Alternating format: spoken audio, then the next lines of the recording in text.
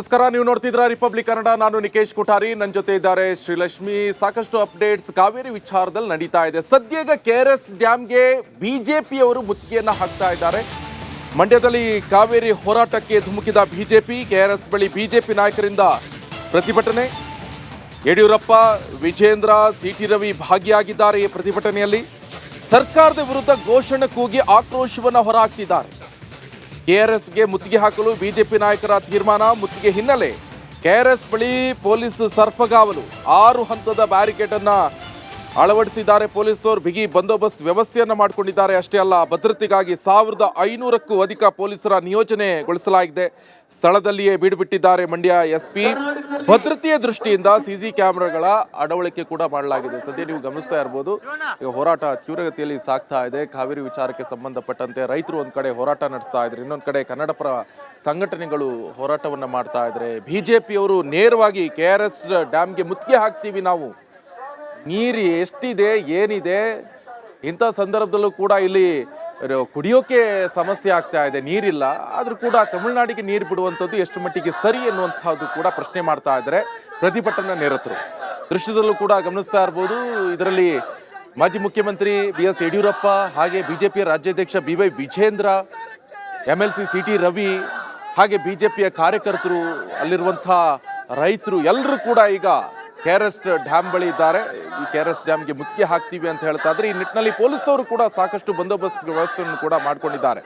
ಯಾವುದೇ ರೀತಿ ಅಹಿತಕರ ಘಟನೆಗಳು ನಡೆಯದಂತೆ 1500ಕ್ಕೂ ಹೆಚ್ಚು ಪೊಲೀಸರ ನಿಯೋಜನೆ. ಖುದ್ದು ಸ್ಥಳದಲ್ಲಿ SP ಕೂಡ ಇದ್ದಾರೆ. ನೋಡಿ, ಇದು ಮಂಡ್ಯದಲ್ಲಿ ನಡೀತಾ ಇರುವಂತಹ ಪ್ರತಿಭಟನೆ.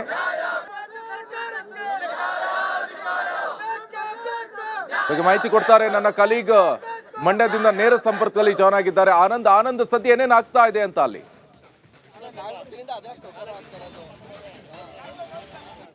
ನಿಕೇಶ್, ಮಂಡ್ಯದಲ್ಲೂ ಕೂಡ ಪ್ರತಿಭಟನೆ ತೀವ್ರ ಸ್ವರೂಪಕ್ಕೆ ಹೋಗ್ತಾ ಇರುವಂಥದ್ದು. ಒಂದು ಕಡೆ KRSನಲ್ಲಿ ಬಿಜೆಪಿಯ ನಿಯೋಗ, ಅಂದರೆ ಬಿಜೆಪಿಯ ಕಾರ್ಯಕರ್ತರು ಹಾಗೂ ನಾಯಕರುಗಳೆಲ್ಲ ಸೇರಿ ಪ್ರತಿಭಟನೆ ಮಾಡ್ತಾ ಇದ್ದಾರೆ. ಮಂಡ್ಯದಲ್ಲಿ ರೈತ ಸಂಘ ಸೇರಿದಂತೆ ವಿವಿಧ ಸಂಘಟನೆಗಳು ಕೂಡ ಪ್ರತಿಭಟನೆಗಳಿರುವಂಥದ್ದು. ಮಂಡ್ಯದ ಬೆಂಗಳೂರು ಮೈಸೂರು ಹೆದ್ದಾರಿಯಲ್ಲಿ ಪ್ರತಿಭಟನೆಯಲ್ಲಿ ಭಾಗಿಯಾಗಿದ್ದಾರೆ. ಅದರ ಜೊತೆಗೆ ವಿಶೇಷ ಅಂದರೆ ಇವತ್ತು 104 ವರ್ಷದ ಅಜ್ಜಿಯೊಬ್ಬರು ಪ್ರತಿಭಟನೆಯಲ್ಲಿ ಭಾಗಿಯಾಗಿದ್ದಾರೆ. ಅದು ನಿಜಕ್ಕೂ ಕೂಡ ವಿಶೇಷವಾಗಿ ಗಮನ ಸೆಳೀತಾ ಇರುವಂಥದ್ದು. ಅಜ್ಜಿನೇ ಮಾತಾಡಿಸ್ತಾ ಹೋಗ್ತೀನಿ. ಅಜ್ಜಿ, ಎಲ್ಲಿಂದ ಬಂದಿದ್ದೀರಿ? ನಿಮ್ಗೆ ಎಷ್ಟು ವರ್ಷ? ನಮಗೆ 104. ಎಲ್ಲಿಂದ ಬಂದಿದ್ದೀರಿ? ನಾವ ತುಮಕೂರು ಜಿಲ್ಲೆ, ತಿಪ್ಟೂರು ತಾಲೂಕು, ಕಿಬ್ನಳ್ಳಿ ಹೋಬಳಿ, ತಿಮ್ಲಾಪುರ, ಶಿವಮ್ಮ. ಯಾಕೋಸ್ಕರ ಬಂದಿದ್ದೀವಿ ಅಂದರೆ, ಕಾವೇರಿ ನೀರ ತಮಿಳ್ನಾಡು ಬಿಡಿಸ್ಕೋಬೇಕು ಅಂತ ಇದು ಮಾಡ್ತಾ ಇದ್ದಾರೆ. ತಮಿಳ್ನಾಡು ನೀರು ಕೊಡೋಲ್ಲ. ನಮ್ಮದು ರೈತರು ಎಲ್ಲಿಗೆ ಹೋಗ್ತಾರಪ್ಪ? ನಮ್ಮ ದನ ಕರ ಎಲ್ಲಿಗೆ ಹೊಡ್ಕೊಂಡೋಗೋಣ? ಅವರಿಗೆ ಕೊಡ್ರಿ ನೀರು ಅಂತವ. ನಾವು ಚಮ್ತಾಂಡು ಹೋಗೋಣ, ನೀರು ಕೊಡ್ರಿ ಅಂತವ. ಏನಪ್ಪ, ನಾವು ನೀರು ಕೊಡೋಕ್ಕಾದು, ನಮ್ಮ ಪ್ರಾಣ ಹೋದ್ರೂ ನೀರು ಕೊಡೋಲ್ಲ.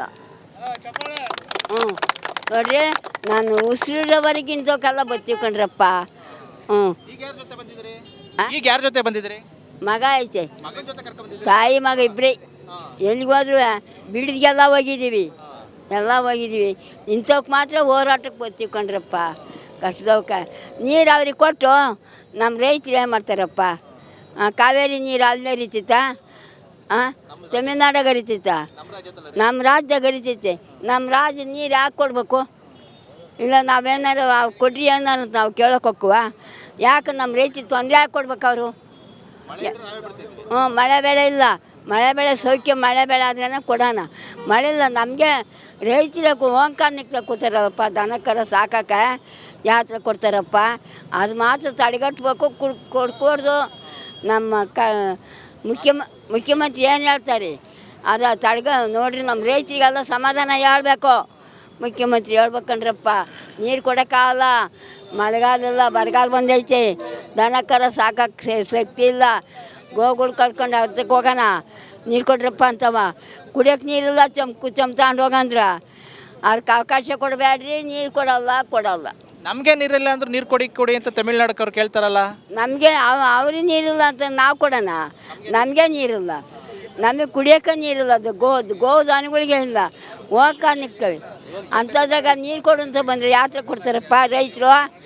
ನಮ್ಮ ಇದ್ರೆ ಕಾವೇರಿ ಹರಿತೈತೆ, ನೀರಂದ್ರೆ ಅವ್ರು ತುಂಬ ಹರಿತಾವಳ. ನಮಗೆ ನೀರು ಹೋಗ್ರಪ್ಪ, ನಾವು ಹೆಂಗೆ ಕೊಡೋಕ್ಕಾಗ್ತಪ್ಪ? ಕೊಡಬಾರ್ದು. ನಮ್ಮ ರೈತರು ಬದುಕಬೇಕು. ನಮ್ಮ ಭಾರತ ರಾಜ್ಯ ಬದುಕಬೇಕು ನೋಡ್ರಿ ಕೊಡಲ್ಲ, ನಾವು ಕೊಡಲ್ಲ. ನೀವು ಪ್ರತಿಭಟನೆಗೆ ಭಾಗಿಯಾಗ್ತೀರಾ ಮುಂದೆನೂ? ಆ ಮುಂದೆನೂ ಪ್ರತಿಭಟನೆಯಲ್ಲಿ ಭಾಗಿಯಾಗ್ತೀರಾ? ಬರ್ತೀವಿ